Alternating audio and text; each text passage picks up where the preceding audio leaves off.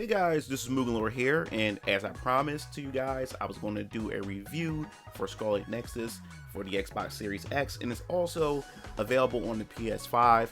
And I beat the game about 2 months ago, and I know it took me a minute to actually get around to it.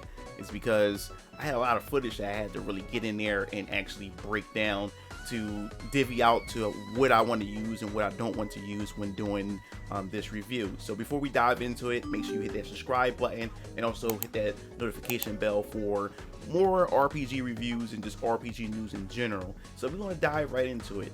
Now, with Scarlet Nexus, when this was announced during a Xbox Live E3 press event, I was really intrigued by it. I didn't know what it was, but it kind of reminded me of the art style from Astral Chain that was also released on the Nintendo Switch, and it looked interesting. It looked quite different, especially the monsters that it had in there. It looked really weird, and it had the anime aesthetic to it. So I was like, you know what?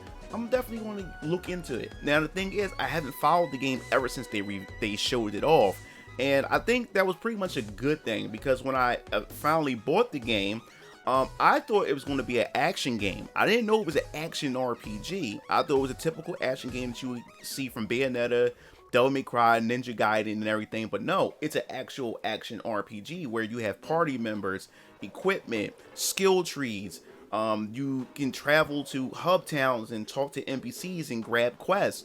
So I was quite surprised and taken back by it, and that was because I didn't really look farther into it, because I just had in my mind, I'm gonna just pick this game up for the Xbox Series X to have something to play on the console. And it was the best choice that I ever made, and I waited 2 years later to actually start playing the game. So I guess we can dive into its presentation. And as I said before, Bandai Namco just had this thing where they just been pushing out a lot of games that has the anime aesthetic to it, which I have no problems with. I love the cell shading and the art design that they have to it, and what makes it even more just nostalgic to me and how the game feels, even down to how it's presented. It reminds me of a game that if Sega was still making consoles, like a Dreamcast 2 or a Dreamcast 3 or some sort, this like it would definitely fit in a Sega console. Like it feels like it should be created for the Sega Dreamcast, and to me that's a compliment. I just love the Sega Dreamcast, but it has that Sega Dreamcast feel down to how the game moves and even down to the music. I love the music in this game, but we'll talk about that farther into the review. As far as the dialogue and everything, there's voiceovers in it, and I believe that the English dub, they've done a good job in how the story is presented and how the characters emote in this and how they overall interact with each other. I thought it was a good job. So besides that, I know you guys want to know, okay, what's the story like? What's the story about?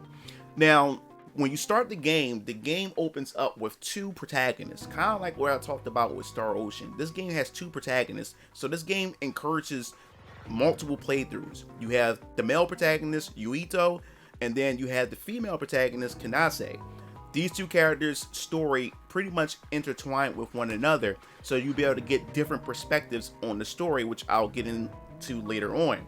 Now, the gist of this story is pretty much 1,000 years ago or so, is this weird phenomenon had appeared above planet Earth called the Extinction Belt.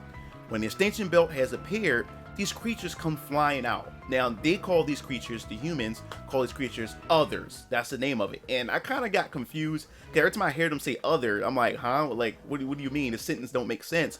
But that's what they refer to these creatures as. Now, they don't know what or how any of this happened and where it came from and what the Extinction Belt consists of, but ever since that happened, war has pretty much broken out on planet Earth, and society has been pretty much destroyed, and it pretty much created this dystopia or this apocalyptic situation to where civilization pretty much been boiled down to pretty much 2 societies pretty much. And what happened was 1,000 years ago, a legendary hero came in and pretty much saved mankind, and destroyed the others and was able to push them back to the point where humans were able to rebuild again. Now the Extinction Belt is still there. Now Yuito, where he comes into play is, he is the descendant of the hero, and his bloodline are descendants from the hero that protected Earth 1,000 years ago. So in this new society, Yuito himself, his brother, and his father are all part of this organization, and everybody pretty much look up to his family. And Yoito is the younger brother, so he has a lot of pressure that's placed on him because a lot of things is expected from him because of his bloodline. Now, after the war had taken place and the Astral Belt had pretty much covered the Earth, it also affected the human beings. Now the human beings has this this ability to where they're able to use their mind and their mental capabilities to pretty much access technology. So they created this thing called an interlink, where human beings, especially if human beings have a high level of I guess you say intelligence or brain power, they're able to pretty much connect to anything. And that's why in this society everything is like technological based, almost like a cyberpunk type, where you're able to see interfaces popping up on storefronts and everything of that sort. Now there are some people who don't have that mental capacity, and they call them duds, which I won't go farther into that because there's more in that storyline, in that ballpark, which I don't want to spoil that. But essentially, if you are an individual who has high level of brain energy or brain power, these recruiters will come out from this organization called the OSF, and they pretty much scout you and recruit you into this organization, because the OSF pretty much gather together talented people, gifted people who have this interlink ability, and train them to pretty much become soldiers in order to fight off others, because others still appear. Most of them, they don't really appear into the city because the city is well protected and guarded. But when others do show up, they have to go out there and clean up the mess and destroy them and everything. Now, Yoito joins the OSF.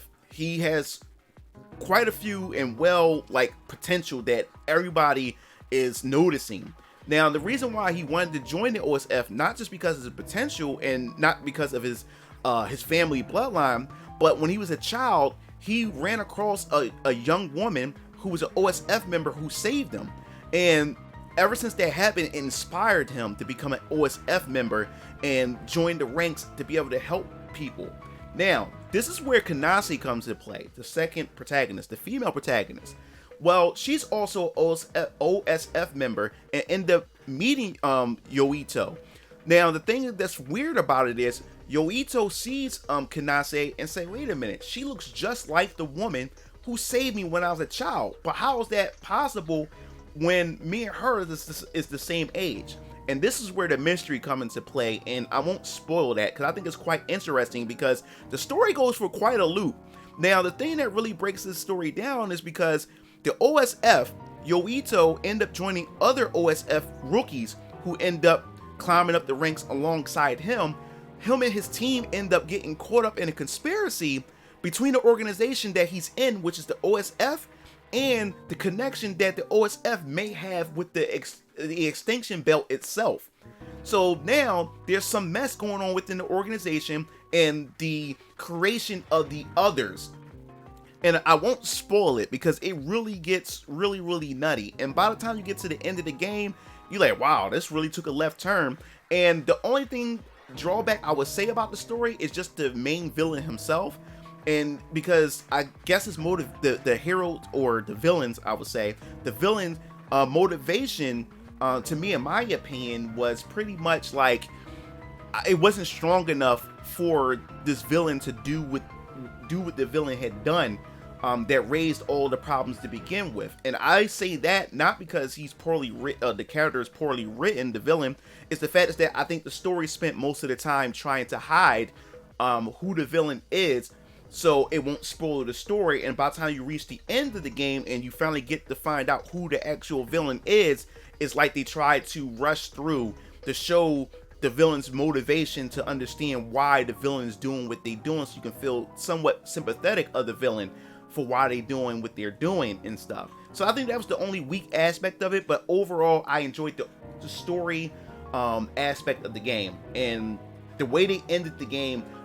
They left it in a sense to where it's fine, the way it is, or if they want to explore even farther after the events of what happens by the time you reach the end of the game, it's open for that, but it's completely fine on its own. So a sequel is not necessary, but if they want to, I would love to see where they would take it. So I will leave the story as that.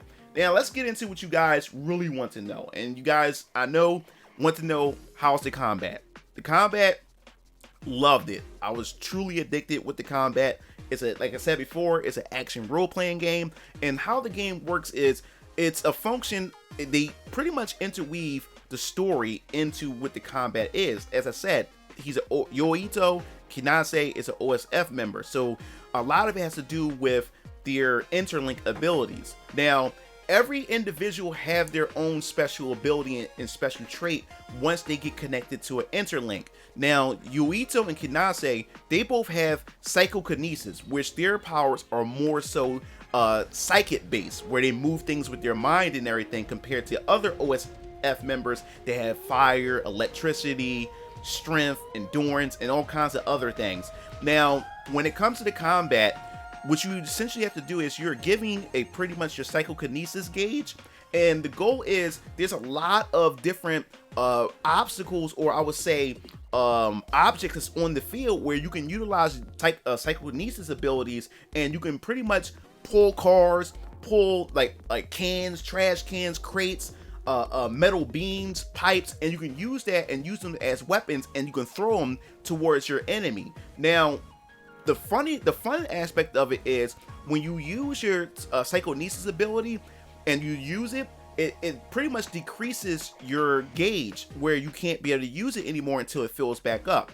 Now, it fills up, it doesn't fill up unless you go in and use your combos. Now, it fills up when you use your heavy attacks. So as you're using your light attack with the X button, you use the Y button to go in, use your heavy attack, and when you incorporate your heavy attacks into your basic attack combos, it increases the gauge back up. So the thing is, this psychokinesis ability is very, very important. It gets you out a lot of danger, and it's good when you incorporate it with your combos. So your goal is, as you're running out of the gauge, your goal is to fill it back up while you're performing combos. Now, later on in the game, there's other ways you could be able to increase the gauge to make the gauge even longer, but we'll get into that when we get into the later mechanics of the game. Now, the fun part about it is once you start gaining your other OSF party members, this is where you're able to utilize the combat system to its full potential. What I mean by that is essentially you can interlink with other party members once they join your party. You can switch them in and out of your party arrangement and how you want to organize them.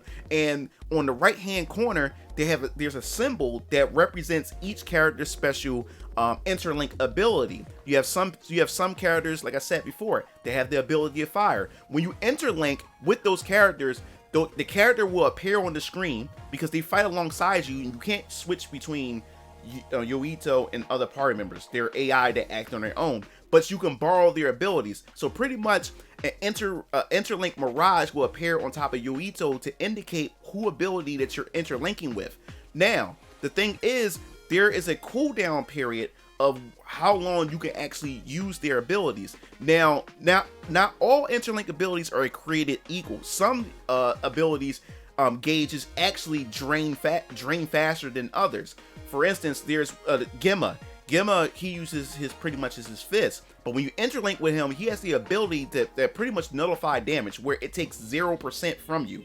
0 damage happens to you. It puts a shield of coat of armor over top of you, but it drains so fast, and it takes much longer for it to fill back up. So while you're comboing, I use Gemma for like hard situations, especially when I'm fighting a boss.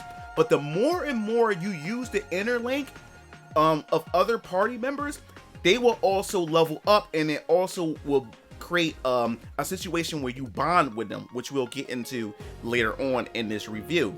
But there's enemies that are invisible, which you can't see them, you can't hurt them, so you can interlink with another character who has the ability to actually see the enemies that are invisible. You got some enemies that are super fast where you can't touch them at all, so you got to interlink with that OSF member in order to slow them down so you can be able to attack them.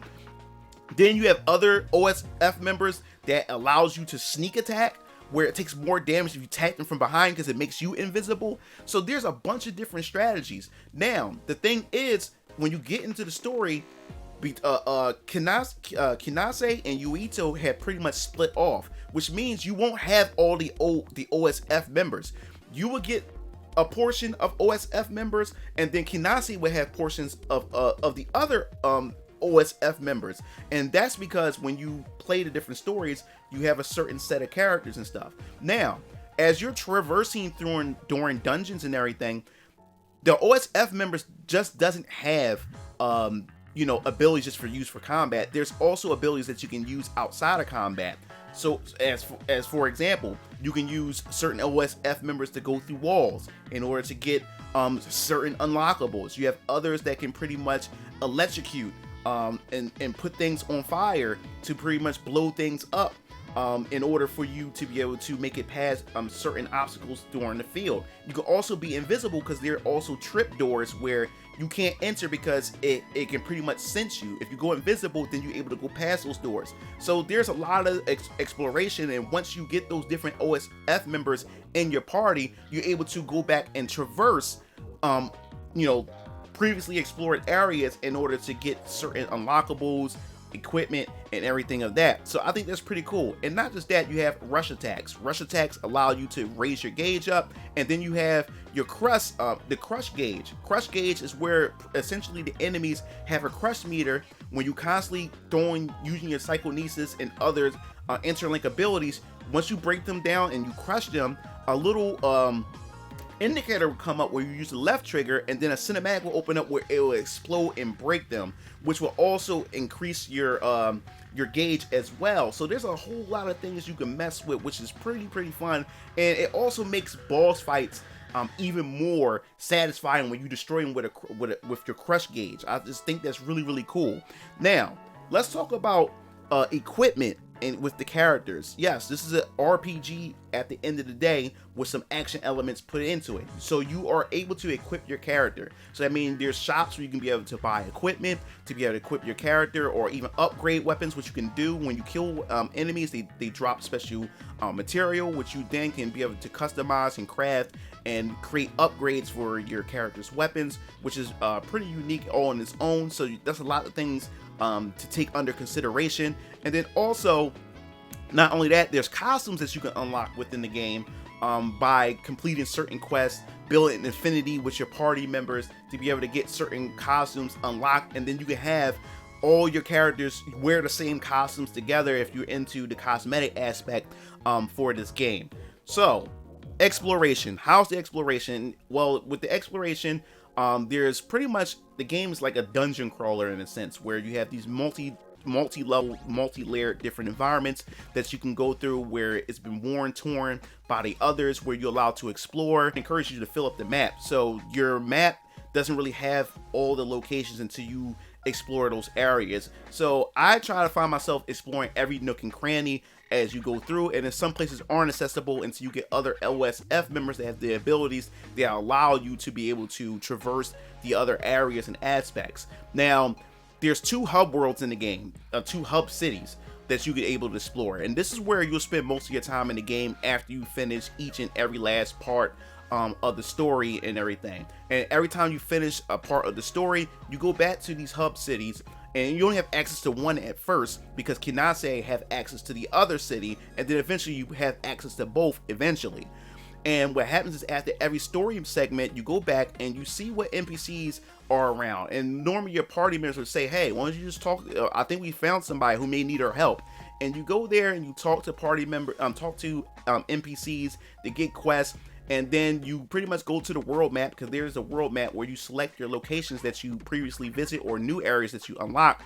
You fight particular enemies, which I thank God there's a collectopedia. So when there's particular items that you need to go fetch and get for NPCs, you can go to the collectopedia to find out what monster has those items that you're looking for. So I tend to end up getting, because I've been level grinding, which I've been doing a lot of that. So questing has been really easy because of my level grinding. I end up picking up items that I wouldn't have probably never picked up if I haven't done a lot of exploration and everything. So I found myself going through a lot of the quests a lot faster than some would go through the quest. And questing is important because you get a lot of good items, and it also builds a lot of affinity with your party members. And speaking of that, when you want to unlock other quests, you have this thing called the SES. It's like a pretty much like a brain message, where it's similar to like having a cell phone, but you're talking with your mind. Something like you would say seeing Ghost in the Shell or Cyberpunk and stuff like that, where you would interact with your party members. And I like the fact that this is how they flesh out the characters in the story, is where they have these dialogue trees with everybody, and they will call you randomly sometimes, and you answer their call, have conversations, and you can actually meet them at a diner, talk with them, build more affinity with one another, and it also unlock other opportunities for special quests. So you also make sure you keep that in mind when questing, because you can unlock some pretty cool things. Now, speaking of affinity, is this system called the Hideout. Now, at the end of each story segment, you have a thing called a standby phase. The standby phase is allow you to take a break, do questing, and get a chance to build relationships with your OSF party members before you start the next segment of the main story. And this will essentially send you to the main hideout. This hideout right here is where you get a chance to talk with other party members. And this is where, and me, I'm not really into affinity relationship systems. That's why I could never get into Persona and other games. But the system here was it was easy. It was easy to get into. It wasn't a lot of effort on my part. I was just doing quests and getting items. And what happens is the items that you get during battle or you craft, you're able to give those items to said person who really likes those items. And that builds up the affinity, where they get a heart that pops up. And once that affinity is built, you create a bond episode where you have a bond segment with them. And normally that bond segment is either you just talking with them and you get to know more about the character, or sometimes you actually go out on an actual quest with that character by themselves, privately with them, to flesh out more of that character, which I think is pretty dope. And as you give those gifts, the hideout will fill up, because each character, OSF member, have their own section and corner within the hideout, and as you give them gifts, you actually see the gifts appear in each of the stations. So I thought it was pretty cool watching your progress unfold and watching your hard works and your effort unfold, and it shows the level of connection that you have with each character in the game. And also bonding with them is important, because then you learn new you learn new abilities, and also it also expands your cooldown when you use your affinity, when you use your interlink ability of those said characters. And they will also come in and interrupt and shield attacks for you too during battle, which I think is pretty cool as you build affinity. Once you max it out, you get a special costume and other sequences. Now, by the time I made it to the end of the game, there was one character. I had maxed out everybody but one character, and I was going to do that, but I was like, at this point, I'm at the end of the game. I might as well finish the game.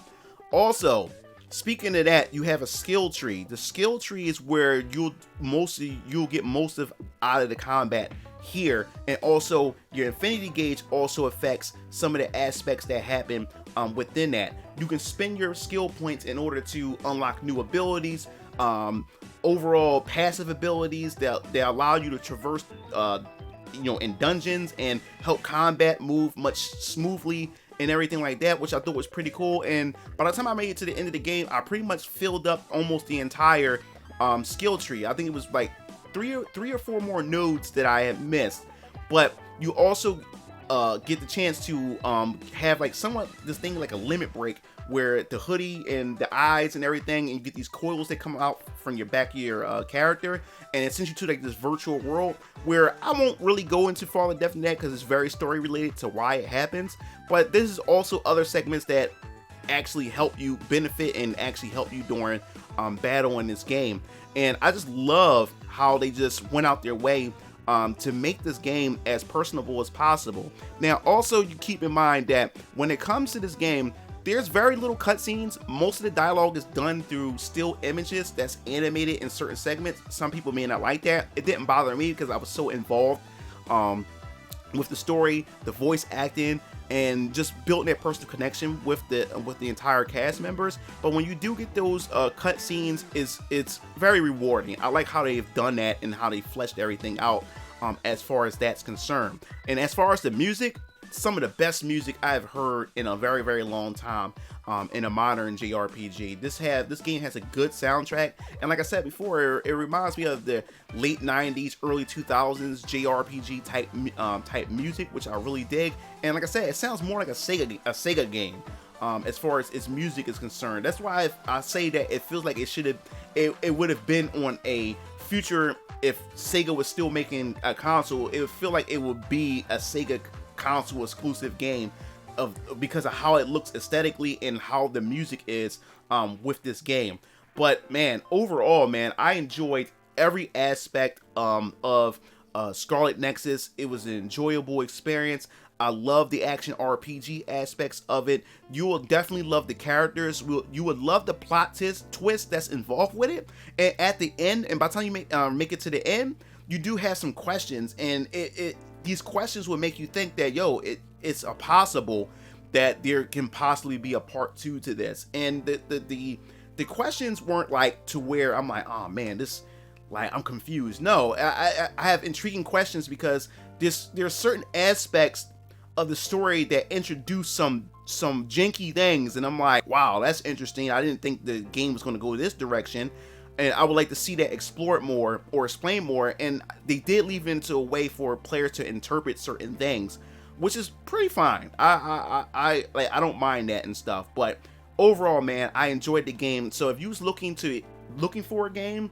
action RPG to have for your Xbox Series X, or just something to play on the PlayStation 5, you definitely won't go wrong with this. If you're a person that love just the action aspects, doing combos and coming up with different setups for this game, and if you're a completionist as well, you'll definitely love this. And there's also an anime component where the anime, you have to watch the anime because there's a quest that involves the anime itself, and it will unlock something for you if you figure out what the clues are in the anime, and then you go to the NPC to pretty much put in the password or what the hints are, and I have yet to figure that out. But overall, man, I enjoyed the game. I would say I would give this game an 8 out of 10. Really loved it, really enjoyed it. I will revisit it again and play as Kanase next time, but for those of you guys who just want to jump in and just give it a try, you won't be disappointed. So if you enjoyed this video, make sure you hit that like button. That like button definitely helps me out in the algorithm. And also hit that bell, because the notification bell will always keep you informed and let you know when my new uploads are available here on this channel. So this is MugenLord, sign off. I'll see you Game Fiends later. Peace out.